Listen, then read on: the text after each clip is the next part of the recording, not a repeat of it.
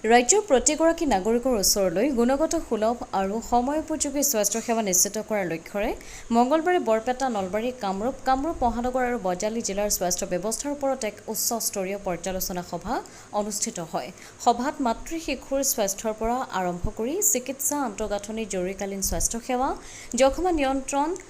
অসংক্ৰামক ৰোগ প্ৰতিৰোধ, স্বাস্থ্য প্ৰতিষ্ঠানৰ সেৱাৰ মান উন্নয়ন আদি বিষয়ৰ ওপৰত বিস্তৃত আলোচনা কৰাৰ লগতে প্ৰতিটো বিধানসভা সমষ্টিলৈ উন্নত স্বাস্থ্য সেৱা, বিশেষকৈ চি ছেকশ্যন সুবিধা সম্প্ৰসাৰণৰ ওপৰত বিশেষ গুৰুত্ব আৰোপ কৰা হয়। সভাত বিনামূলীয়া ডায়েলিচিছ সেৱা, 108 এম্বুলেন্স সেৱা, স্বাস্থ্য ক্লাব, যক্ষ্মা মুক্ত ভাৰত অভিযান, ৰাষ্ট্ৰীয় বাল স্বাস্থ্য কাৰ্যসূচী, ৰাষ্ট্ৰীয় কিশোৰ স্বাস্থ্য কাৰ্যসূচী, অসংক্ৰামক ৰোগ নিয়ন্ত্ৰণ কাৰ্যসূচী আদি